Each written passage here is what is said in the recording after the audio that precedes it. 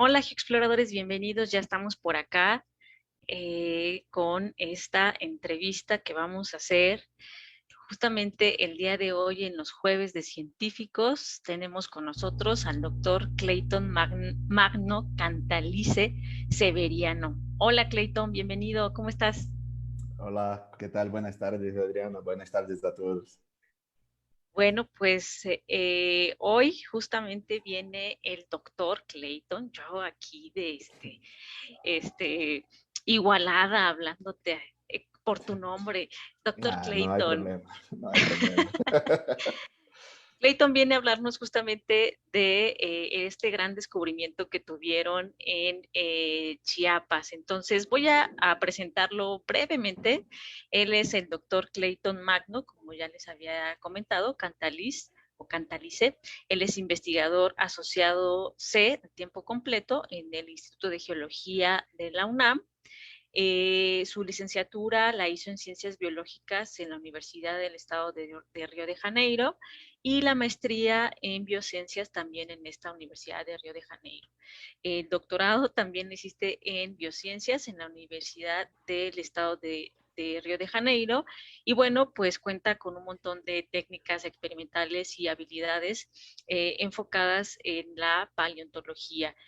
Su línea de investigación obviamente es la paleobiología, la ictiología, taxonomía, biogeografía, filogenia, anatomía y sistemática, y bueno, cuenta con un montón de publicaciones en su haber, y pues la que nos interesa justamente es la última, en donde tú junto con un equipo de científicos describen una especie nueva, ¿cierto? Así es, Adriana. Pues Oye, primeramente, dígame. pero primero platícanos qué hace un brasileño acá perdido en el Cretácico de México y en el Cenozoico de México. Oh, pues claro, bueno, yo, como bien dijo Adriana, tengo mi formación toda en la UERJ, la Río de Janeiro, Brasil. Soy brasileño, ¿no? Y terminé mi doctorado ahí y andei buscando por Brasil também uma maneira de seguir meu trabalho, um pós-doc, um emprego, o que seja. E pois passei um ano aí, pois com dificuldade não consegui.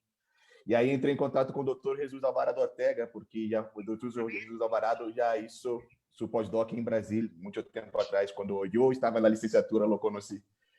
E pois ele me disse que havia uma oportunidade de começar um pós-doc aqui, trabalhando com peces, ictiologia, no que fui formado, paleontologia, que também sempre me gostou, pois meu laboratório de Brasília basicamente trabalha com paleontologia, principalmente. Disse, pois, bem, está bem. Então, empecé aqui em el postdoc e pois me encantei por México. Na verdade, me encantei por el trabalho também que vengo realizando aqui.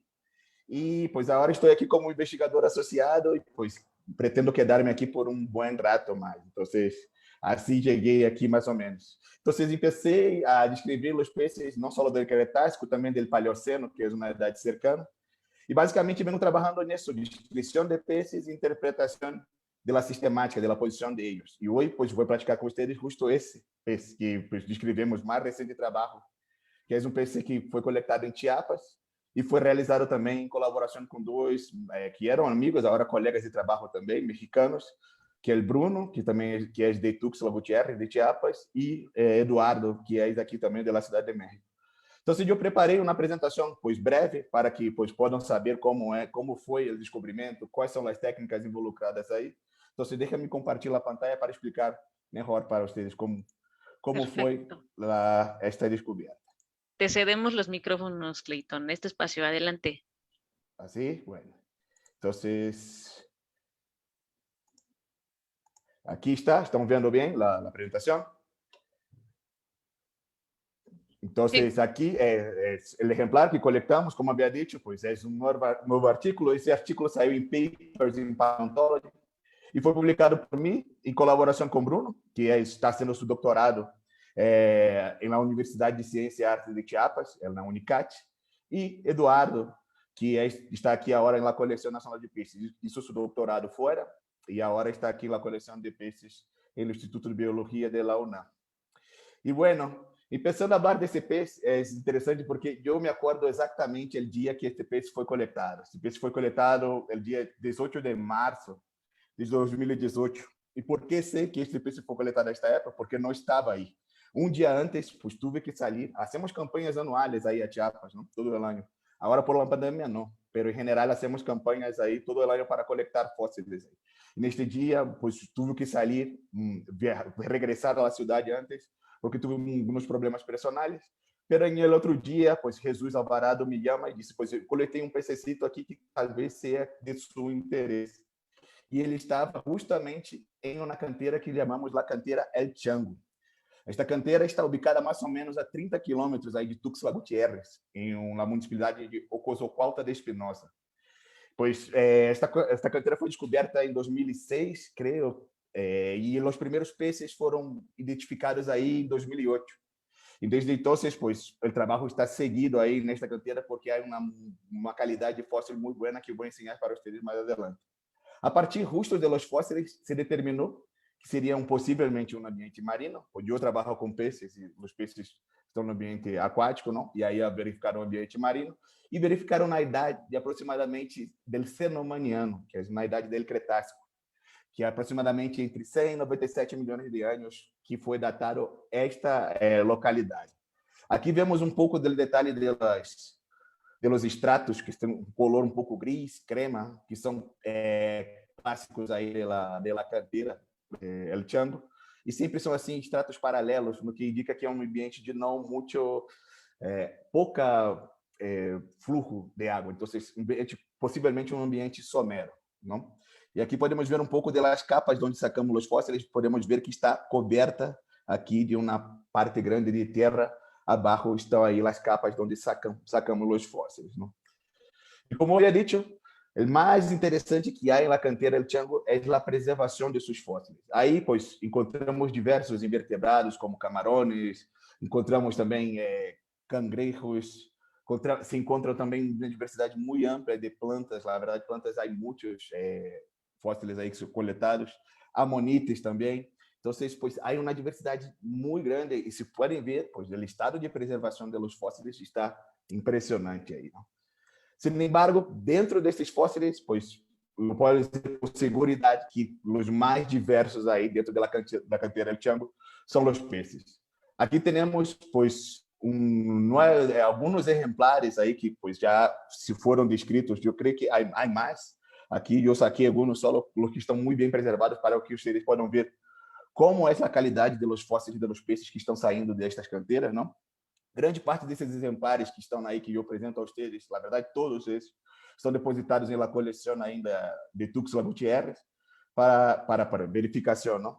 E, pois, com este pececito novo, eu vi que, pois, ele parecia com alguns peces, sin embargo, havia algumas características distintas. Os peces que mais pareciam com este peixe que foi coletado recente seria Zoqueictes carolinae e PPK maia. E que eles têm de comum seriam a presença de las espinas em la aleta dorsal. Então, todos esses três grupos, nenhum outro mais peces que encontramos aí, têm essa configuração de las espinas. Mas se nos fijamos aqui, vemos que as espinas de Zoqueictes é bem chiquita, e só está aqui adelante, e a de PPK é desarrollada, pero o número é muito menor. Então, esse aqui tem a espina quase toda em corpo. Lo que, pois, carinhosamente aí eu vi que a Geoexplora pôs o apodo de punk, pececito punk, que cabe muito bem, não? Porque, pois, se parece muito, tem espinas toda a região da parte dorsal. Então, por aí já vi que era algo distinto, não? Então, pero antes de seguir hablando de los peces, perdão, pois esta característica de las espinas en la aleta dorsal não é algo al acaso, não? Na verdade, há um grupo de peces que são conhecidos justo por ter desarrollado esta sequência de espinas, não só na aleta dorsal, mas também na aleta anal, que são os acantomorfos. E afinal, quem são os acantomorfos? Ou seja, acantomorfo é uma divisão, é um grupo grande de peces, que atualmente são compostos de aproximadamente 15.000 espécies. Então, dentro de todos os vertebrados que se conhecem, o grupo mais diversificado que se conhece atualmente seriam os acantomorfos, com 15.000 espécies. É muito, não? Isso só as espécies que consideramos viventes atuais. Não estamos nem sequer contando com os fósseis aí. E acantomorfo, o que significa isso? Não? Por que esse nome tão raro? Pois acanto vem de espinas e morfa vem de forma. Então,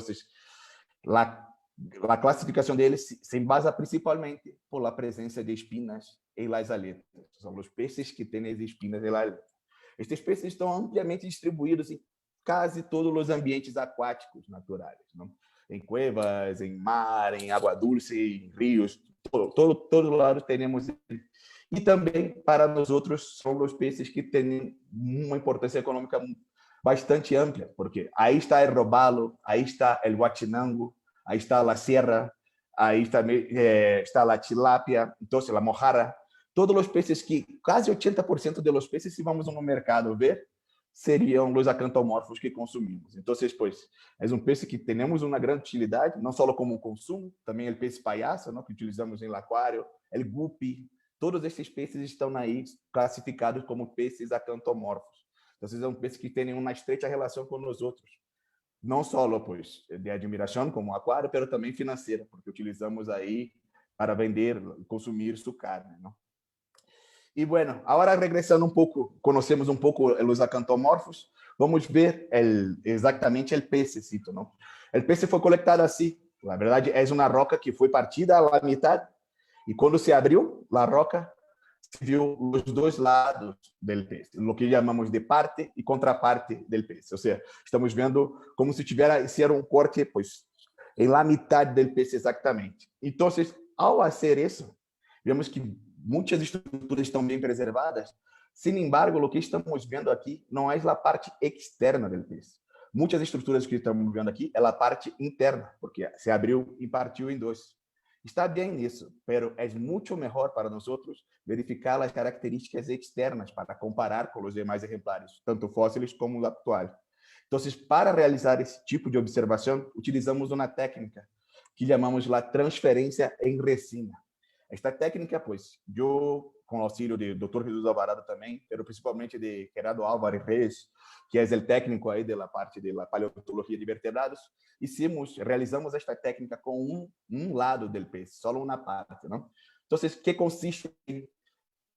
eu não tenho todas as fotos, mas basicamente se põe na plastilina, um muro aqui cercado de plastilina, e a partir de aí ponemos a resina, que não está dura, está líquida, não? Arriba del peixe, ao redor deste muro aí. Esperamos 48 horas, 24, 48 horas, e aí a resina se seca, e se queda com esta condição aqui. E aí passamos para a segunda parte da preparação, que seria poner em uma solução ácida, uma solução ácida a 0,5%, bem diluída, e pouquinho a pouquinho vamos sacando todo o sedimento que está em el material. Esse aqui, podem ver, não está toda a roca dentro da solução de ácido, não? Está só na região que vai pouquinho a pouquinho se dissolvendo, hasta que o material se encontra completamente, a visualização externa está completamente pegado à parte da resina, ou seja, não tem mais nenhum sedimento aqui. Aquilo que temos só é o exemplar pegado à resina, e como está do outro lado, podemos ver a parte externa do corpo. Então, isso nos dá, pois, muita informação aí para realizar o estudo que sigue, que é basicamente reconhecer a anatomia do exemplar. Chamamos desta parte de descrição anatômica. Então, que é isso? Todo o que está preservado em material, seja hueso, não sei, realmente são huesos, não? Temos que identificar, dizer que estrutura é, como está articulada, para depois realizar o que chamamos de reconstrução. Aqui não realizamos uma reconstrução para dizer como era o peixe vivo. O que hacemos é uma reconstrução para dizer onde as estruturas que vemos, que estão fora de seu lugar, onde poderia ser, onde ela poderia estar ubicada exatamente. Aqui, por exemplo, vemos que esta estrutura aqui está fragmentada, mas uma reconstrução eu la pongo aqui inteira, porque é aí que eu creio, a partir das comparações dos outros exemplares, que esta estrutura vai estar, não? Então, nossas reconstruções são assim, basicamente. Não reconstruímos pues, escamas, colores, porque não são coisas que estamos vendo. A reconstrução para um estudo paleoictiológico é só pues, involucrada nas estruturas que estamos vendo aí em sua posição original. Então, aqui estão as abreviaturas de todos os ossos que encontrei na cabeça, na cola, na aleta anal. E para que quero isso? Não? Para comparar com os demais exemplares. pero não hacemos esta comparação só observando, não só, esse aqui tem esse não tem.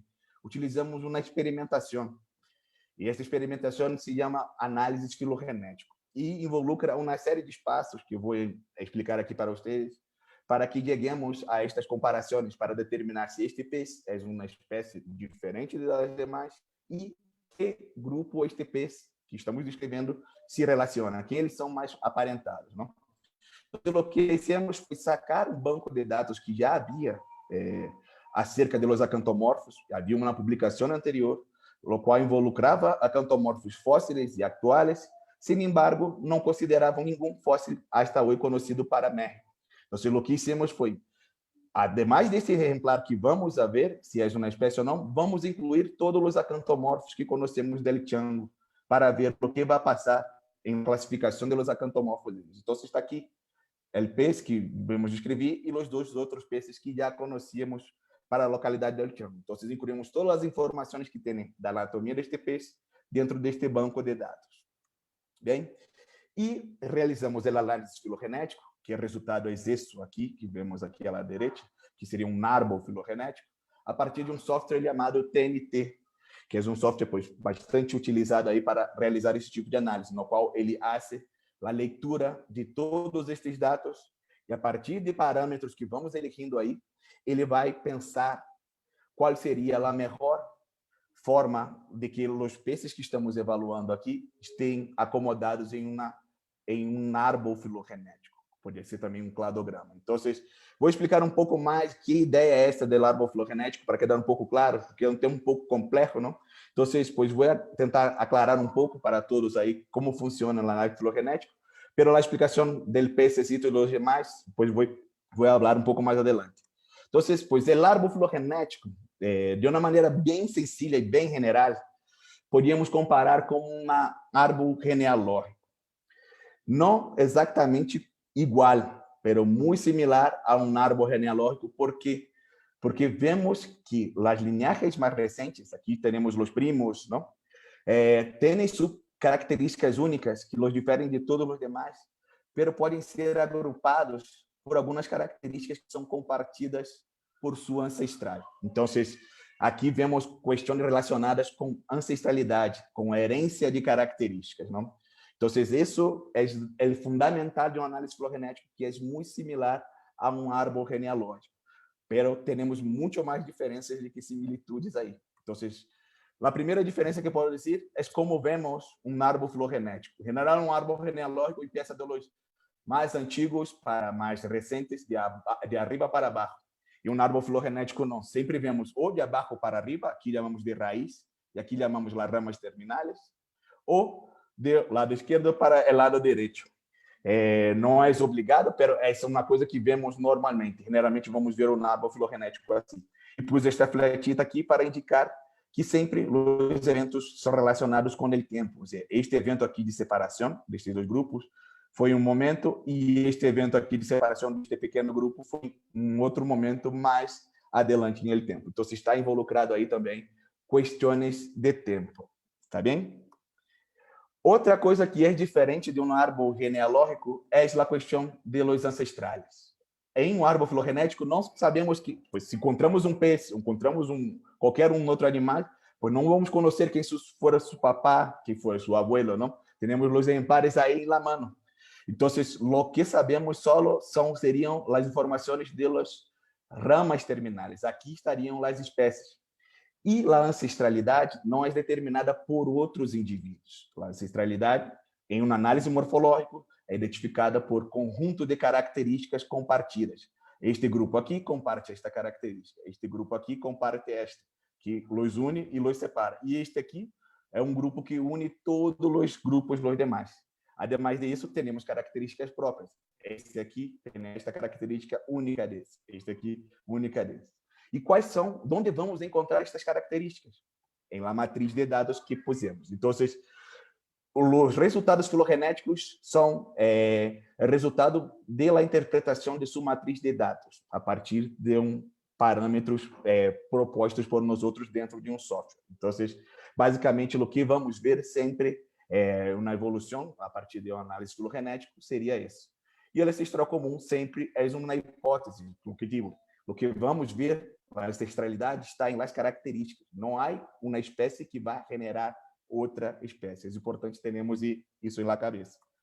E os fósseis aí, que são os, como vamos interpretar os fósseis, não? Os fósseis, muito tempo atrás, pensavam que eram os ancestrais, o hilo perdido aí que ia a conectar. Sin embargo, pues, se vamos ver os fósseis, vemos que eles também têm suas características únicas, não? E se compararmos com os demais, também vai ter suas peculiaridades. Então, não consideramos um fóssil como um ancestral direto, não? E sim como um taxon. E aqui, por exemplo, falando de los primos, poderia dizer que seria um hermano de estes aqui, que pues, já não se encontra vivo atualmente. Então, por isso, a rama dele não chega hasta o final. Aqui são exemplares que estão hasta hoje em tempo, durante a evolução, seguem vivos hasta hoje. Este aqui se perdeu, pero tem suas características únicas e tem suas características compartidas com um grupo também.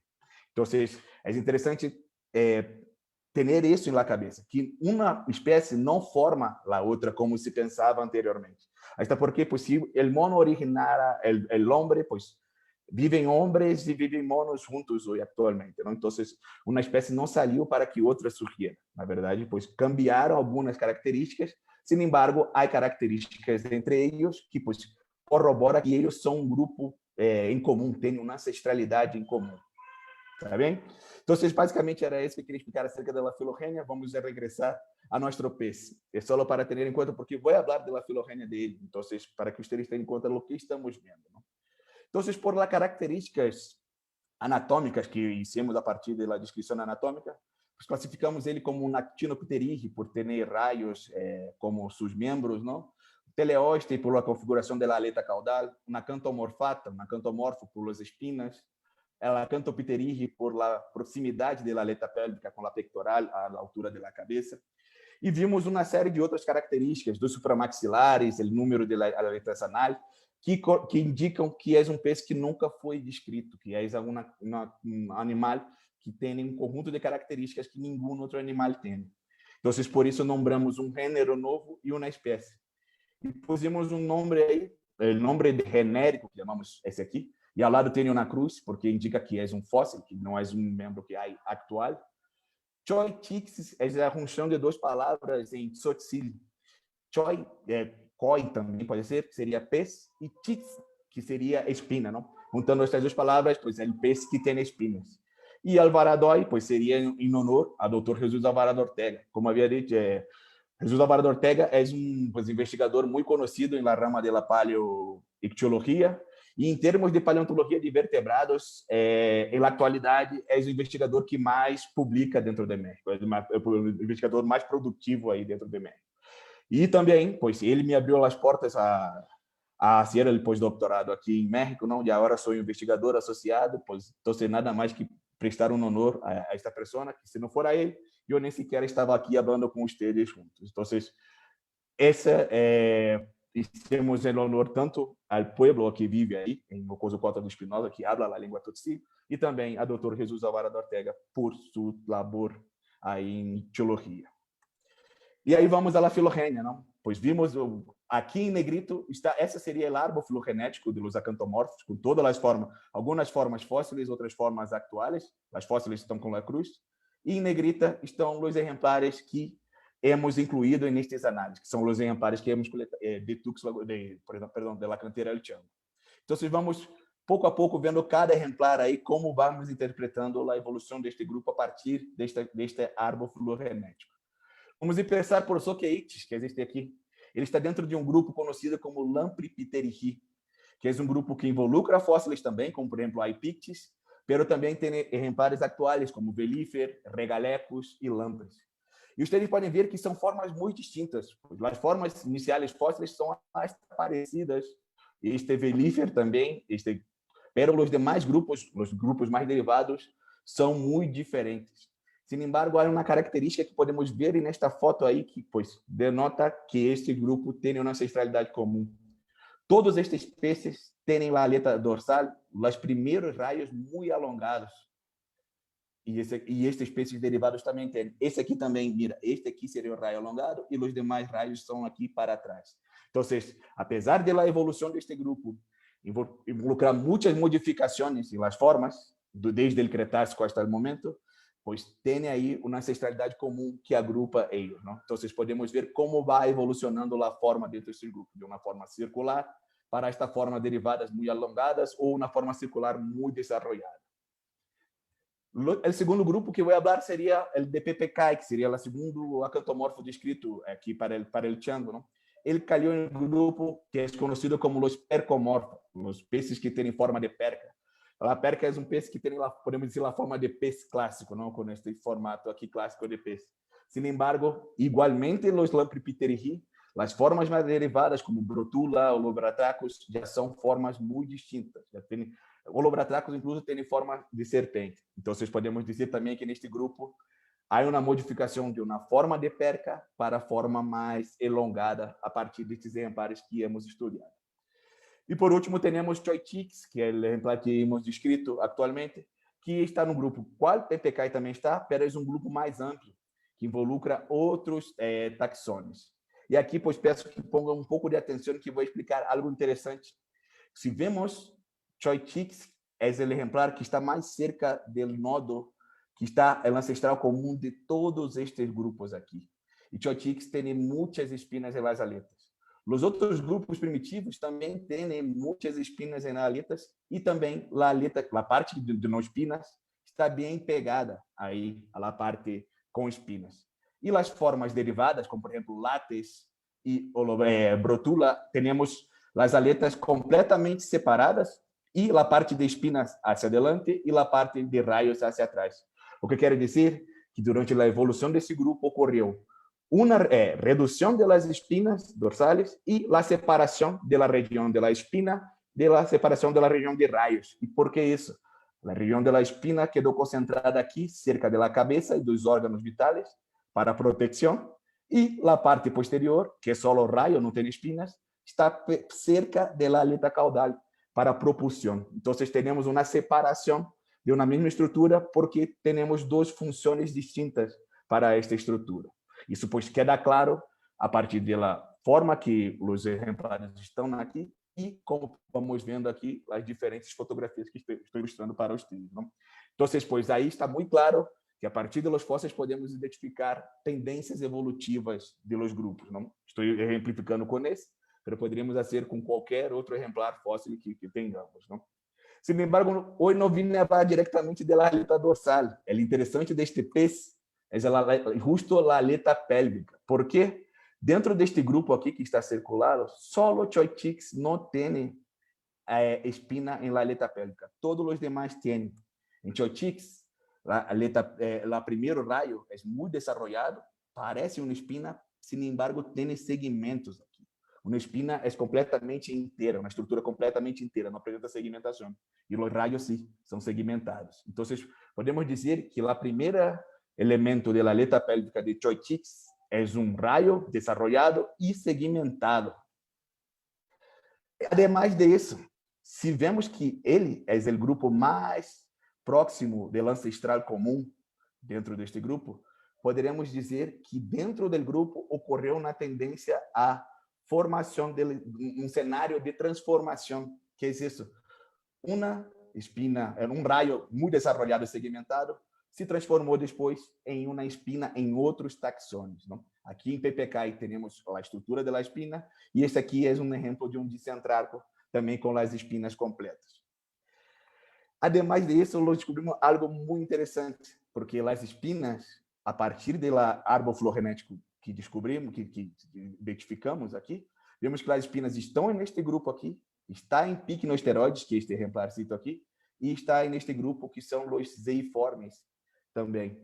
Então, dentro de los acantomorfos, todos, a espina apareceu de forma independente ao menos 3 vezes, em los acantopteridii, em los picnosteroides e los zeiformes. Não? Por que aconteceu isso? Talvez algo da seleção do ambiente. Ou seja, alguns taxones não têm ovos que vivem em cuevas. E estes taxones não são relacionados entre si. Há como catfishes, há carácidos, há repare que são muito distintos e têm esta mesma convergência na evolução. E isso pode estar passando exatamente com a aleta pélvica, com a espina pélvica, aqui dentro de los acantomorfos. Bem, e não só essa interpretação evolutiva podemos sacar, como podemos sacar também interpretações acerca de origem e diversificação dos exemplares, o que chamamos de biogeografia histórica. Ou seja, poderíamos, sabe, esses exemplares foram coletados cenomaniano, aproximadamente 100 milhões de anos aí, e lá o planeta estava como mais ou menos com esta configuração aqui, que é muito distinta da configuração atual, pois há ambientes submersos todavia, e neste momento não havia gelo na parte polar, a temperatura do ambiente era muito mais alta, então havia muito mais quantidade de água, por isso há água aqui adentro, há água aqui fora, e as configurações dos continentes por o movimento das placas tectônicas eram outras. E de onde vou chegar é que este exemplar, a linhagem mais primitiva de los Acanthophthiridae, está ubicada em México. E aqui, desse grupo o percomorfo, PPK, também está ubicado em México. Então, essas duas evidências nos dão uma ideia bastante suporte que possivelmente os acantomorfos se originaram aqui no Atlântico Norte. E a distribuição deles em el Mar de Tétis, onde antes se encontravam solo eles aí, foi posterior. E na mesma idade cenomaniano, pero 2, 3, 4 milhões de anos depois da origem aqui em México, não? Principalmente aqui no lugar onde está ubicado Chiapas. E aqui, ao final, seria um mapa com a distribuição atual dos peces atuais. Então, temos o início aqui, com estas migrações para a região del Tétis, e atualmente temos uma ampla distribuição. O que passou entre Cretácico e atual, pois todavia é um material para se estudar. Não? Todavia seguimos estudando outros fósseis de outras localidades, outras idades, para tentar complementar a história evolutiva e a história distributiva destes grupos. Tá? E, bueno, para terminar, pues aqui está o exemplar Choitix, já está depositado na coleção Nacional de Paleontologia, que está ubicada no Instituto de Geologia, lá UNAM. Pois esta coleção é responsável pois Violeta Amparo Romero Mayen, que nos dá o número, este aqui, por exemplo, recebeu o número 11.544, que esse vai ser o número de registro deste exemplar que vai estar aí, e ele queda guardado aqui nesses cajones e está aberto para todas as pessoas que estejam interessadas em conhecer e estudar este pececito. Aqui, por exemplo, temos alguns alunos daqui da UNAM que fazem o taller de paleontologia, não? E aqui estamos em la classe de paleontologia apresentando a eles justo a coleção de tipos da coleção nacional de paleontologia. Aí, estes alunos vão começar a mirar os exemplares e vão começar a decidir que grupo eles vão trabalhar em sua tese, não vão terminar sua licenciatura, vão realizar o trabalho que começaram aí ao ingressarem na biologia. E vou citar um exemplo aqui, espero que meus outros alunos não se quedem celosos, mas vou citar o exemplo de Bernardo, que é um aluno meu de licenciatura, pois terminou sua tese, vai terminar, na verdade falta só apresentar, só falta marcar a fecha, que descreveu um acantomorfo também. Não é de Ango, é de Tismol, também de Chiapas, na idade um pouco mais jovem, mais triptiano, nós 100 milhões aí, um pouco mais jovem. Pois Bernardo, durante sua licenciatura, teve a oportunidade de ir a campo, teve a oportunidade de coletar, ou seja, teve a oportunidade de aprender. E, ademais disso, o mais importante de tudo, pois Bernardo teve a oportunidade de transmitir esse conhecimento para outros mexicanos. Então, Bernardo quer seguir fazendo sua maestria com estes outros exemplares. E aí vai minha pergunta para a reflexão.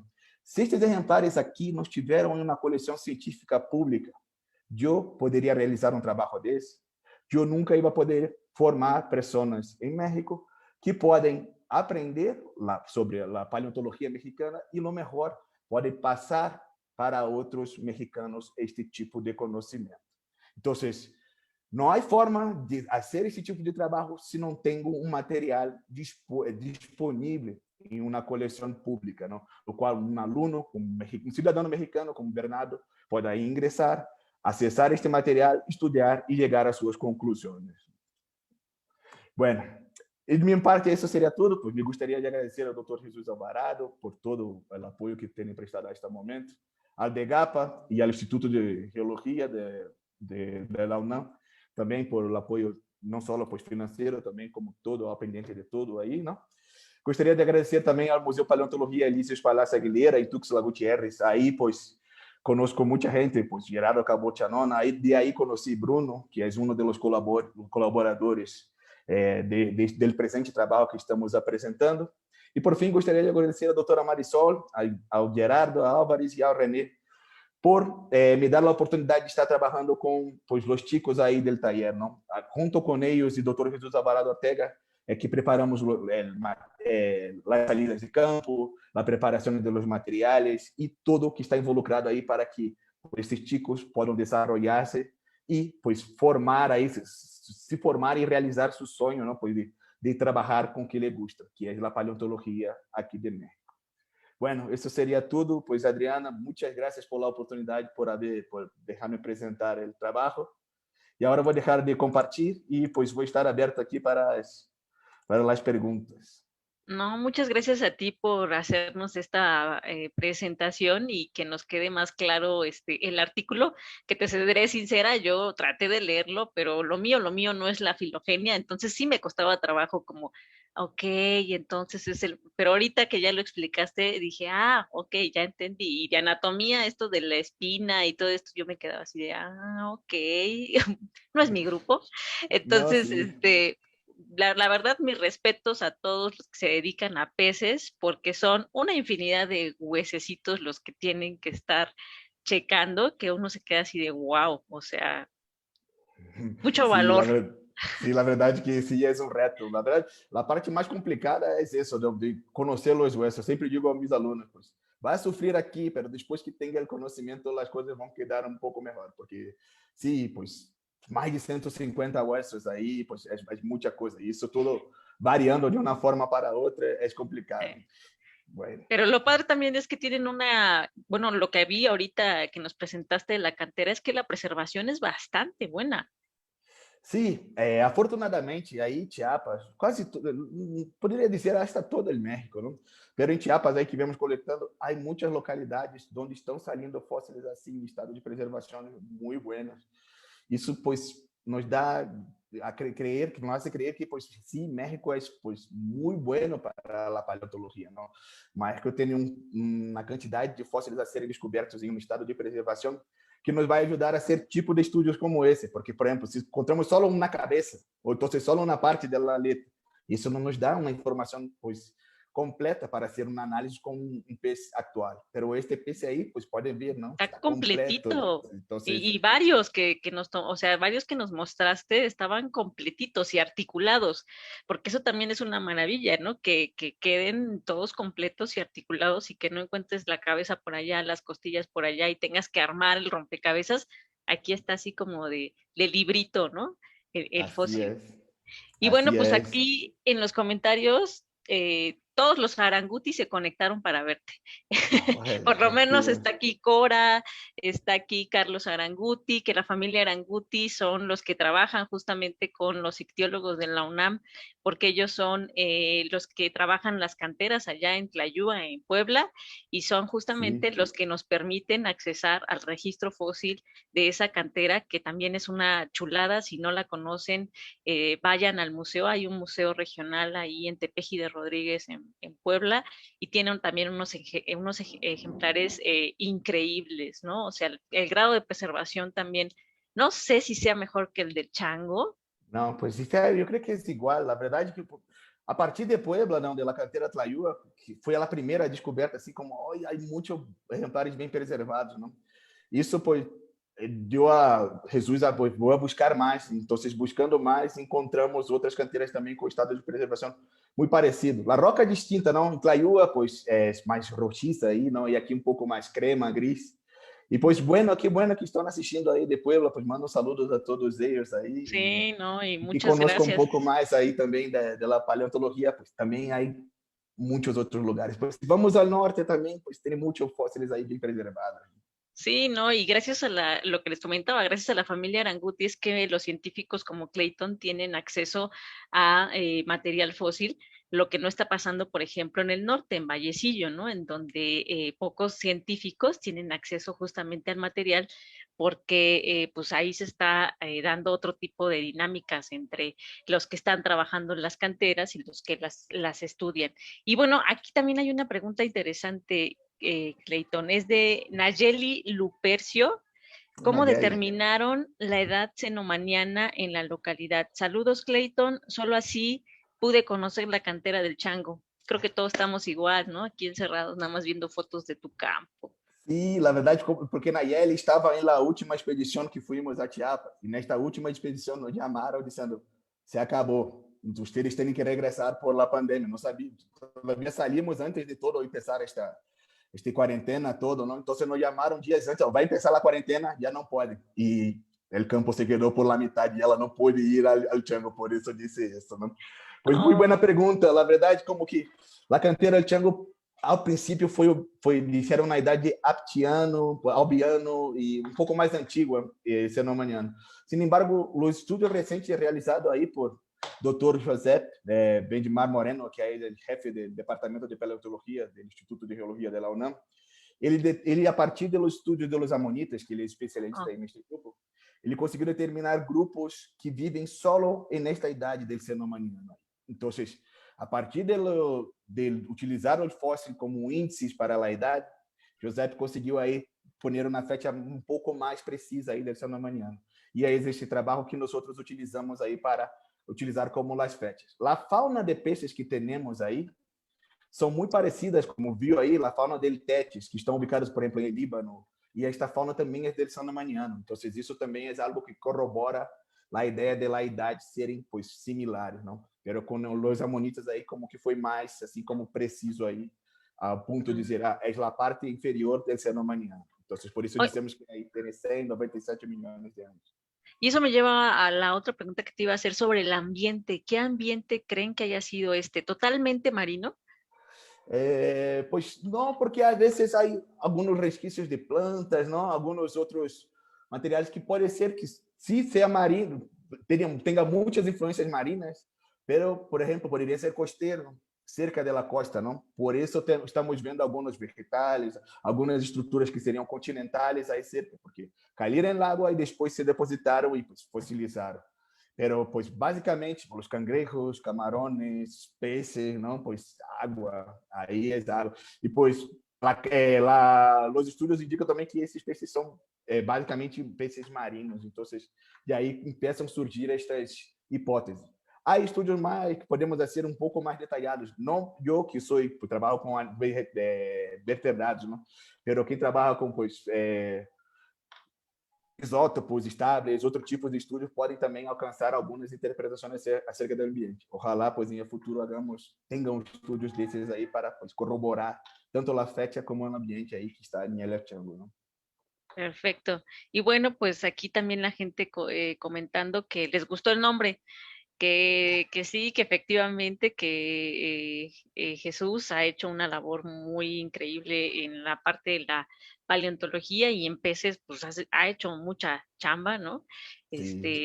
Y hasta te iba a decir de broma que ¿por qué no le pusiste Chochensis? Não, sim, pois um amigo me disse, eu pensei, não, pero não, aí já não sei se vai agradar muito, não? Pero um amigo me disse, não, porque este peixe chamamos de, pues, el peixe com espinas del alvarado, não? Pero um amigo me disse assim, pois pode ser alvarado, el peixe espinoso, não? Então, assim, como já Pues quedou, no. pero já não mais.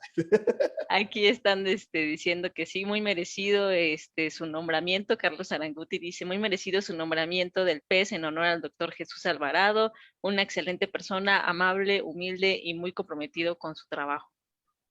Así es, no tengo que, no hay que cambiar, la verdad, sí.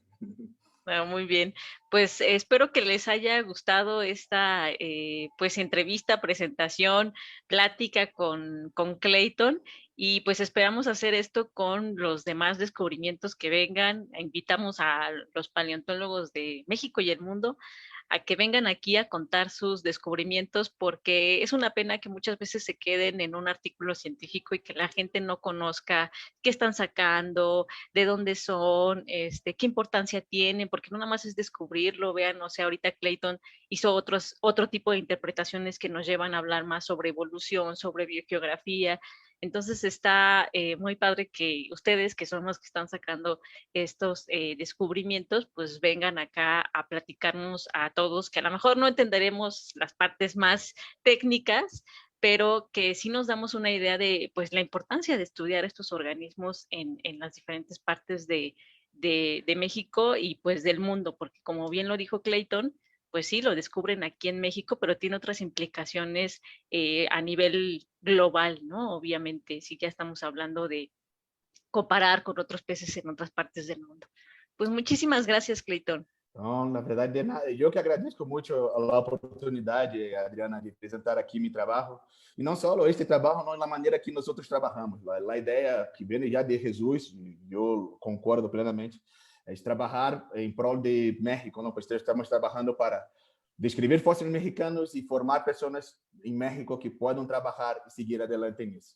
Vimos aí que há alunos, de exemplo de Berna, pelo empalho. Só em paleontologia de vertebrados são mais de 15 chicos aí que estão querendo fazer sua tese, estão querendo fazer sua maestria e sonham também com seu emprego. Se não temos o material aqui, pues, como vão nascer isso? Então, este é nosso plano, trabalhar em prol do desenvolvimento intelectual de México. Então, assim seguimos e quando queira invitar-me para apresentar qualquer trabalho, qualquer dúvida que tenha, pues será, para mí siempre va a ser un gusto, Adriana. Muchas gracias. Genial, ¿no? Y pues gracias por recalcar la importancia de depositar los ejemplares en colecciones públicas y científicas, porque efectivamente, como nos decía Clayton, ¿cómo van a accesar los futuros paleontólogos para hacer nuevas hipótesis, para crear nuevas teorías, si el material no está disponible, ¿no? Entonces, de ahí la importancia de que estos que se les llaman holotipos, que es con el ejemplar con el que se describe una especie nueva, y en este caso hasta un género, es un género nuevo, sí, es una especie nueva, entonces tiene una importancia científica increíble, en donde pues científicos de diferentes partes del mundo y de México tengan un lugar en donde lo puedan ver, en donde lo puedan visitar, en donde puedan comparar con lo nuevo que están descubriendo, y esa es justamente aplicar un método científico, ¿no? A través de poder ver esos ejemplares en una colección pública y científica. De ahí la importancia. Bueno, pues muchas gracias, Clayton. Y pues les agradecemos a todos los geoexploradores por haberse conectado y bueno, que vengan más descubrimientos y aquí los esperamos para que nos vengan a platicar. Felicitaciones a ti y a los otros dos autores, que uno me dices es de Chiapas. Sí, ahí está Bruno haciendo su doctorado pues, en Tuxtla Gutiérrez y vive ahí en Chiapas, ¿no? Y el otro también es mexicano, pero aquí de la Ciudad de México, ¿no? Entonces ahí estamos trabajando ahí. Yo pues brasileño, pero casi mexicano ya, ¿no? Ya estoy aquí. Ya. Sí, pero estamos ahí juntos, pues ahí para trabajar en estos asuntos de los peces. Perfecto. Bueno, pues muchas gracias, exploradores, y nos vemos en el próximo Paleo Breaking News, así como le pusimos a esta sesión, para que vengan más paleontólogos a platicarnos sobre sus descubrimientos. Chao. Bye.